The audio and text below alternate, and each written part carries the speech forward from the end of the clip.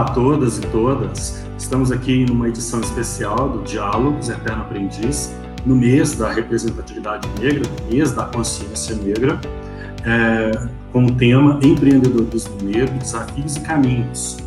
O meu debatedor hoje, meu entrevistador hoje é o Aldo Clécius, negro, gay, nordestino e ativista social. Pós-graduado em marketing e moda, mestrando em administração. Ele atua como trend hunter, professor, consultor em negócios colaborativos diversos, e em economia circular. Ele é founder do movimento MCM, Moda Contemporânea Mineira, de promoção da economia local, sustentável e inclusiva, da agência Full House de Inovação, criador da agência Full House de Inovação. Na área da moda, trabalha para ampliar as discussões e oportunidades para grupos LGBTQIA+, deficientes, negros, e combate à gordofobia e o ageísmo. Então, eu quero dar as boas-vindas ao Aldo, querido amigo, nosso parceiro lá na Eterno Aprendiz. Muito obrigado por aceitar o nosso convite no dia de hoje, Aldo. Obrigado a todos que estão me assistindo, obrigado a Rei, Eterno Aprendiz, aqui agora é nossa casa. E é sempre bom a gente discutir sobre temas que são muito caros hoje. E quando a gente está ouvindo muitas pessoas falarem sobre vidas negras importam, e trazendo à pauta de novo a questão da diversidade, e principalmente do racismo no Brasil, a gente precisa também falar de divisão de riqueza, de economia e, sobretudo, de empreendedorismo. E qual que é o papel protagonista do negro nesse cenário e como que a gente pode pensar isso? Eu vou falar muito da minha área de atuação, que é a economia criativa, sobretudo na área da moda, da decoração e da cultura, mas a gente pode dialogar com todos esses aspectos do empreendedorismo, porque empreender, em primeiro lugar, particularmente, aquilo que os negros fazem desde que foram libertos e numa condição de extrema violência e desamparo do Estado, e eles tiveram que se virar. Então, no popular brasileiro, o se vira nos 30, sempre foi a realidade dos negros no Brasil. E quando a gente fala de se virar nos 30, é ter uma ideia, pegar essa ideia, desenvolver e colocar em prática. Contudo, em todos os lugares do mundo, existe fomento específicos para mercados emergentes e mercados que precisam desse cuidado, e o Brasil agora está começando a fazer isso. O Sebrae começou muito recentemente um programa que não deu seguimento sobre mercado negro no Brasil, empreendedorismo negro, e é muito interessante porque hoje, registrado no Sebrae, que é a agência de micro e pequenos empreendedores no Brasil, e é fomentada com verbas que vêm de recursos públicos, a gente vai ter a grande maioria deles, já na pesquisa do próprio Sebrae, são de micronegócios negros. Então, é muito interessante, se eu não me engano, o dado é de 58%, então, e a maioria deles mulheres. Então, a gente tem uma realidade muito interessante no Brasil, a maioria dos empreendedores com pequenos negócios, sejam em quais áreas forem, são negros, eles estão na periferia e eles são mulheres. É importante a gente traçar esse cenário para a gente perceber, então, uma outra questão que perpassa o empreendedorismo negro, que é o empreendedorismo feminino negro.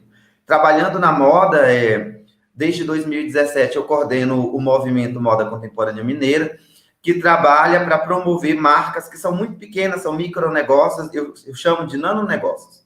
E a maioria deles são mulheres, e muitos deles estão com a base na periferia. E dentro do MCM, hoje, a gente tem um núcleo que são só de artesãos e estilistas e empreendedores negros. Então, é muito legal. E desses, nós temos um grupo de 6 marcas que são de mulheres negras idosas. Então, é muito legal, porque elas trabalham com artesanato e é um complemento de renda em alguns casos, e em outros, elas são um arrimo de família.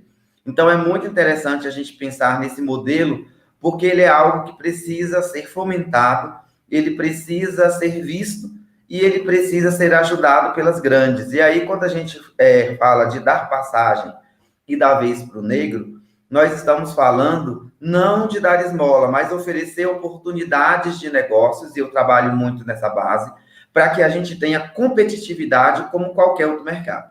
Para traçar essa linha de raciocínio, a gente tem duas realidades. Uma é do empreendedorismo negro, que são pessoas negras que estão empreendendo negócio, e a gente tem o mercado consumidor negro.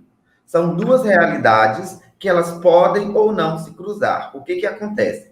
Muitos empreendedores negros, eles começam na base apenas vendo o mercado negro.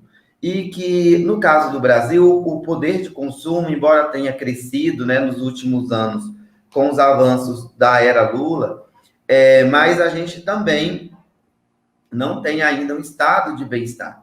Então, onde estão a maioria dos negros consumidores? Eles ainda estão na periferia e eles ainda estão na base da pirâmide. Então, existe um outro mercado, e como eu trabalho com moda, eu sempre bato nisso, que são pessoas que não são pretas, né, mas que elas vêm e consomem produtos de pessoas pretas. E isso é muito importante a gente falar, porque quando o produto bom é o produto bom. O que vai falar do DNA negro é exatamente o viés que eu coloco no meu negócio, no meu empreendimento. Então, por exemplo, eu posso ter um carrinho de pipoca. Eu posso ter um carrinho de pipoca que remeta a toda a cultura da diáspora africana, e com isso eu trago um DNA a mais, que já é um diferencial competitivo no mercado. Então, a gente precisa pensar nesses dois públicos para a gente balizar e para a gente entender quais são os desafios e os novos caminhos para esse empreendedorismo hoje. Você estava falando de uma questão que é histórica, né? Eu estou falando hoje de Uberlândia. O Aldo está em Belo Horizonte, né? Aqui em Uberlândia nós temos um exemplo bastante significativo, que é a ocupação do centro de Uberlândia, que era um lugar eminentemente ocupado por um comércio branco, né? E que não possibilitava a inserção da população preta, da população negra da cidade. E há um processo, já há alguns anos, né, de um certo declínio do centro da cidade, que faz com que os imóveis tenham uma desvalorização, e dessa forma ocorre um processo de entrada de empreendedores negros numa área que histórica, né, num local geográfico, né, num lugar em que eles não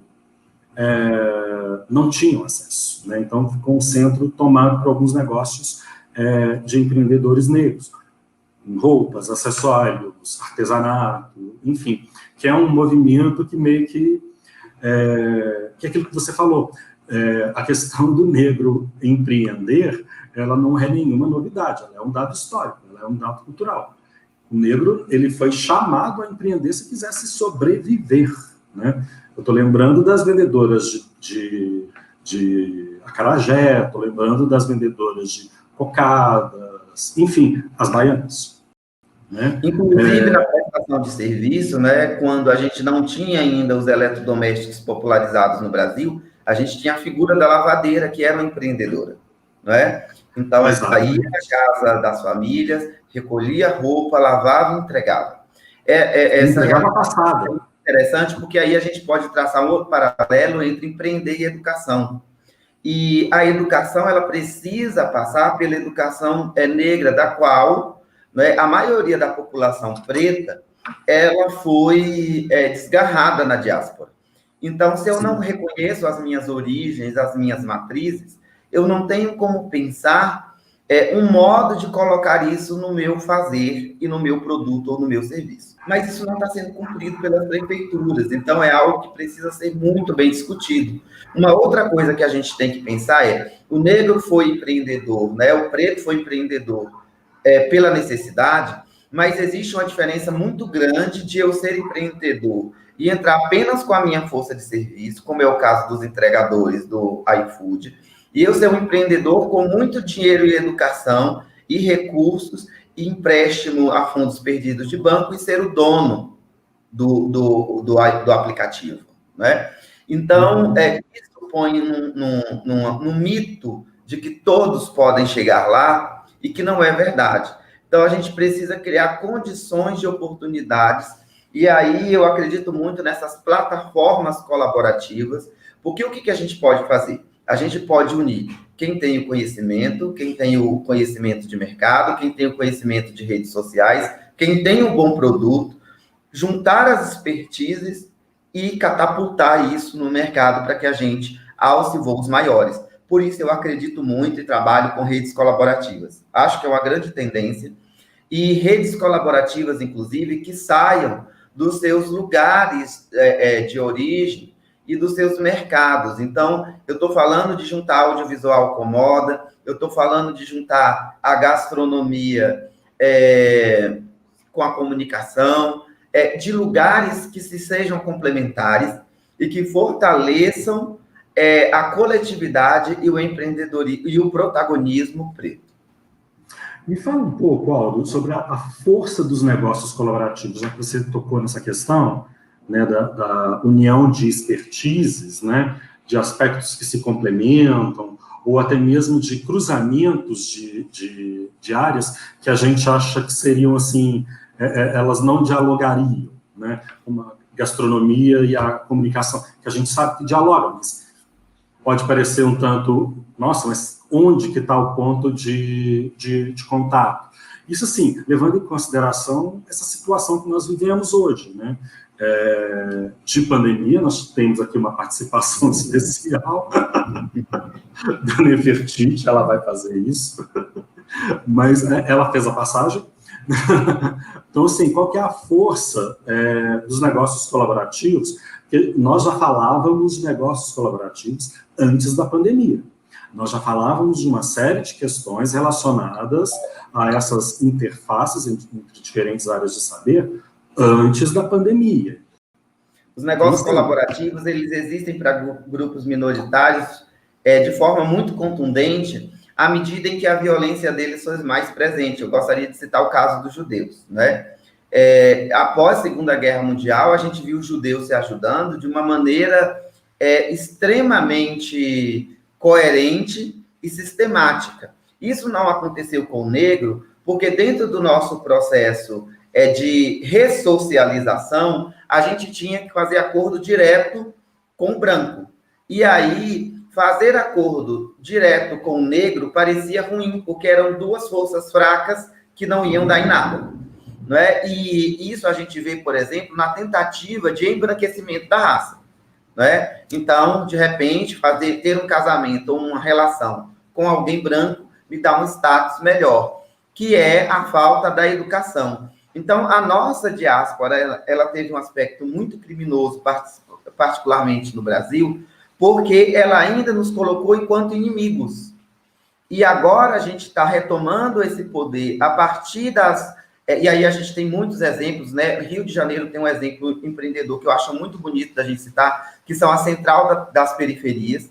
Quando as periferias começam a entender que elas precisam conversar entre si, que a riqueza estava ali, e não no asfalto, não é? E na moda, eu fomento muito essas marcas pequenas e digo, a riqueza está nos pequenos, porque a mão de obra da indústria hoje, ela vem da periferia. São as costureiras, as cortadeiras, as bordadeiras, e na maioria negras, que estão lá fazendo o serviço e elas não aparecem. Quem aparece são as grandes marcas brancas. E aí, quando a gente vai juntar os elos, e hoje a gente já está rompendo a barreira, né? E a gente tendo grandes empresas que estão começando a investir em trainees para negros, para pretos, programas de fomento específico, agora na pandemia, surgiram muito poucos no Brasil, mas surgiram para marcas que são de DNA afro-brasileiro. A gente está falando de uma riqueza de distribuição de renda que vai melhorar não só a vida dos pretos, mas, sobretudo, a dos brancos. Porque a condição de violência do Brasil é uma condição... Porque a condição da violência no Brasil é, sobretudo, a falta de oportunidade de emprego. Então, as redes colaborativas, elas vêm com força total, e a gente está vivendo agora a segunda onda das redes colaborativas, né? A primeira onda foi com os millennials, e que legou para a gente aí grandes empresas, como as dos aplicativos de transporte compartilhado e a de casa compartilhada, né? Sobretudo Airbnb, mas os donos do negócio não são verdadeiramente colaborativos, ou seja, quem manda no negócio ainda é um grande empreendedor. Então, agora a gente está aprendendo. Agora a gente está aprendendo a fazer negócios que são circulares e que, de fato, juntem riquezas. E eu acredito muito que essa é a grande força. A Europa, sobretudo, tem se movido muito nesse sentido. E aí me chama muito a atenção as economias criativas de Londres e as economias criativas da Alemanha, no campo das artes, onde as residências colaborativas elas funcionam, onde as exposições de arte coletiva elas funcionam, e ali a renda é dividida. E é muito interessante porque a arte dialoga passo a passo hoje na Alemanha com a moda. Então, a gente vai quase juntando mercados que são diferentes, e aqui no Brasil eu acredito muito da colaboração de minorias distintas. Então, a gente tem mulheres, a gente tem negros, a gente tem grupos de idosos que se sentem excluídos da publicidade, a gente tem muitos grupos minoritários de direitos, não de números, de população, como é o caso da população negra, que é a maioria do Brasil, mas de direitos, ela ainda continua ali à margem. Então, a gente tem juntado essas forças e entendido que a força da colaboração, sobretudo no momento em que as redes sociais são um grande canal para falar do racismo, para reclamar das marcas, para exigir novos serviços e para conectar essas empresas. Então, eu tenho um exemplo muito bacana para contar aqui para vocês, a gente já está quase no nosso finalzinho. No carnaval passado de Belo Horizonte, a gente tinha um bloco afro, um afoxé, que queria produzir uma estampa, e a gente tinha a Goya Lopes, que é a maior estampadora africana na América Latina hoje, de Salvador. Então, e eles não tinham como produzir. Olha que interessante. Então, a Goya entrou com a expertise dela, eles entraram com a produção, tinha um mercado ali do carnaval, mas e o dinheiro? Como que faz? E aí a agência F-House, que é a minha agência, ela entrou em ação no mercado, buscou um parceiro, que é Estúdio 1 em Comum, que é uma estampadora que estampa para grandes marcas de Belo Horizonte, uma empresa super sensível às causas pretas, e ela viabilizou, mesmo para receber depois, mesmo amortizando, com bom desconto para que aquilo acontecesse. E aí o bloco foi para a rua. E foi uma das estampas mais bonitas que o Carnaval de Belo Horizonte teve. A gente conseguiu trazer a Goya Lopes para Belo Horizonte para fazer o lançamento, e agora a gente está derivando produtos já para manter o bloco na rua no ano que vem. Então, é muito interessante a gente pensar nessas conexões, porque só a rede é capaz de nos manter fortes e unidos no momento em que a gente enfrenta pandemia, desemprego e muito mais, a possibilidade da gente não ter mais aposentadoria, com as reformas da Previdência. Então, é a força do coletivo que vai nos mover para frente. E, sobretudo, a gente está vendo coletivos dentro de coletivos. Então, o movimento trans fortalecendo dentro da legenda LGBTQIA+, a gente está vendo os quilombolas se fortalecendo, os índios se fortalecendo, e são forças que são somadoras. Eu gosto muito de falar dos quilombos brasileiros, porque eles, sobretudo, eram feitos de indígenas e pretos, e que se uniram na resistência. Eu acho e acredito que cada vez mais essas redes ficarão fortes para os próximos anos. Quero fazer só uma correção, porque eu acho que eu apresentei a agência Full House, na verdade é F-House. Eu falei errado, me desculpa. Aldo, nós já estamos assim, chegando nos nossos momentos finais, mas excelente essa sua exposição, esse exemplo sobre a ação colaborativa, mas vamos tentar amarrar com uma questão assim, quem é esse consumidor, saca? Quem é essa pessoa que está nessa outra ponta? A gente já entendeu quem é esse empreendedor, quais são os desafios que estão postos para ele. Mas também quem é esse consumidor? Quem é essa pessoa que está procurando roupas, acessórios, artesanato, enfim. Tem todo o movimento, Fashion Revolution, enfim, toda uma série de questões que tem a ver com sustentabilidade, um novo modelo, um novo padrão de vida, uma série de questões, né? Vale a pena eu comprar uma roupa nova ou reformar uma que eu já tenho, transformar, reconfigurar? Então, assim, que consciência tem esse novo, não sei se eu posso dizer novo consumidor ou nova consumidora, mas que consciência tem essa consumidora e esse consumidor, inclusive no aspecto da beleza, né? Daquilo que move também na parte mais estética, digamos assim. Bem, vamos lá. A gente está vivendo um novo momento que a pandemia trouxe para a gente, do qual a gente ainda não tem dimensão da profundidade disso, da nossa consciência ambiental, não é? Então, nós estamos ainda no processo pandêmico, e por estarmos sofrendo e tendo que minimizar muitas coisas para poder conseguir sobreviver mesmo e dar conta, a gente não está pensando. Mas nós somos os herdeiros de um século novo, e um século extremamente impactado por todas as pragas que trouxe, os usos errados dos recursos naturais. E o que isso tem a ver com negritude? Tudo, não é? A questão de não adianta colocar só mais um produto no mercado. A gente tem que colocar também com toda a grande responsabilidade que o público quer da gente. Saiu uma pesquisa muito recente de um dos institutos mais sérios de consumo do mundo, e ele dizia o seguinte: o brasileiro valoriza os produtos que são mais sustentáveis. A grande questão os produtos que são mais sustentáveis ainda são mais caros? São. Por quê? Porque ainda não tem o mercado consumidor. Obviamente, quando tiver mais gente consumindo, mais cai o preço. A questão a transição que nós estamos fazendo. Então, se eu tenho um preço parecido e um produto tem como diferencial a sustentabilidade, ele vai ganhar mais mercado. Isso aí é o que disse a última pesquisa feita agora na pandemia pelo Instituto Ellen MacArthur de Sustentabilidade e Consumo. Bem, o que o consumidor está esperando?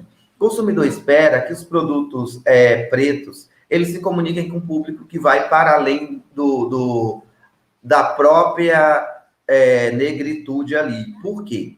Porque nós estamos num momento muito importante onde os discursos ficaram muito acirrados e a gente precisa de construtores de pontes, não é? Então, se a gente abdica de que o meu quadro, eu tenho aqui do lado uma escultura africana que só pode ser colocada na parede de um negro, eu, além de estar reduzindo o meu mercado, eu não estou sendo generoso com uma troca cultural. E aí eu não estou entrando aqui na discussão da apropriação cultural, que é uma outra história, né? Apropriação cultural é quando eu vou lá na cultura do outro, sampleio a cultura, enriqueço enquanto o outro fica na miséria. Então, são coisas distintas, mas que no dia a dia as pessoas confundem muito. Então, é preciso pensar muito além do seu mercado. É preciso que a gente construa produtos que sejam úteis, desejáveis, agradáveis, que sejam competitivos com qualquer outro produto que seja de outras áreas, não é? Ou de outras etnias, mas que tenham um DNA preto ali muito forte e que tenham uma verdade de inclusão, de diversidade e de sustentabilidade. Perfeito, Aldo, perfeito. Querido, muito obrigado, né, por essa nossa conversa, por esse nosso bate-papo aqui, nessa edição especial do Diálogos, sobre essa questão do empreendedorismo negro, os desafios, os caminhos.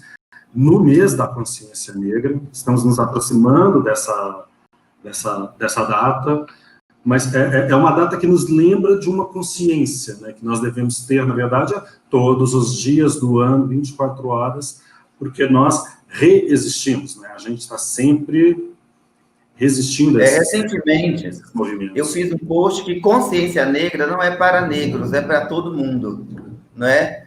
E enquanto a sociedade não entender isso, nós precisaremos sempre estar lutando e continuaremos à margem. consciência negra é para todo mundo. E o bem-estar do negro na cultura brasileira ou mundial é o bem-estar da humanidade. Muito bem.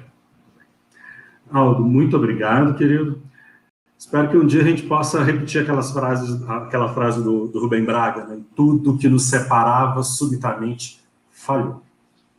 E a gente exatamente, né? Todo dia temos que trabalhar colaborativa em rede para isso. Então, eu queria agradecer o Eterno Aprendiz, que é uma grande rede de colaboração entre os profissionais do conhecimento e do mercado, e é uma ponte super necessária. O conhecimento acadêmico hoje, ele está muito restrito aos muros acadêmicos, ele precisa dialogar com o mercado, o Eterno Aprendiz tem feito isso, e agradecer e dizer que estamos aqui para somar. Muito obrigado, querido. Fiquem atentos e atentas às novidades do Eterno Aprendiz, todas as questões, palestras, cursos, enfim, uma série de iniciativas, e até a próxima. Aldo, muito obrigado. Beijo para você, saudades e muita paz, muita saúde. Força. Até mais. Até mais, querido.